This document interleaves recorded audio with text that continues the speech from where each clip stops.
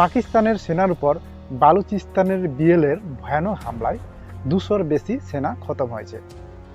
শুধু তাই নয়, জেল ভেঙে বন্দীদের মুক্তি করেছে আর রেল লাইন উড়িয়ে দিয়েছে। চলুন আজ এই ঘটনার আসল সত্যটা জেনে নিই।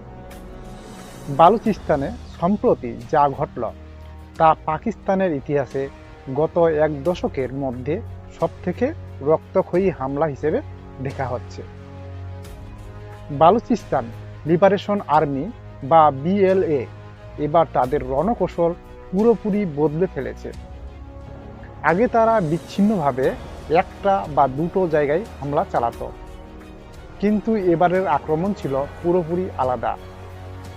একই সময় বালুচিস্তানের বিভিন্ন প্রান্তে পুলিশ, সেনাবাহিনী, এমনকি সাধারণ যাত্রীবাহী বাসেও আক্রমণ চালানো হয়েছে। সবচেয়ে চমকপ্রদ বিষয় হলো, এই মিশনে অংশ নিয়েছিলেন বিএলএর নারী যোদ্ধারা।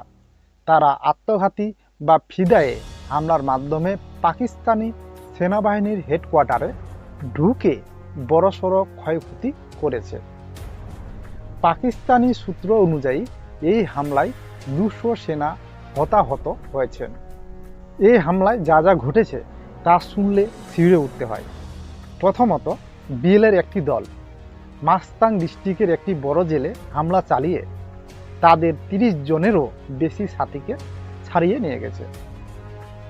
দ্বিতীয়ত, প্রধান রেল ট্র্যাকে বিস্ফোরণ ঘটিয়ে সারা দেশের সাথে বালুচিস্তানের যোগাযোগ ব্যবস্থা অচল করে দেওয়া হয়েছে। তৃতীয়ত, এমনকি ডিস্ট্রিক্ট ম্যাজিস্ট্রেট বা ডিসি অফিসগুলোতেও দিনের আলোয় গ্রেনেড হামলা চালানো হয়েছে, যা পাকিস্তানের প্রশাসনের মেরুদণ্ড কাঁপিয়ে দিয়েছে। তবে আমাদের এটাও বুঝতে হবে, বালুচিস্তানের মানুষের এত ক্ষোভ কেন পাকিস্তানের উপর।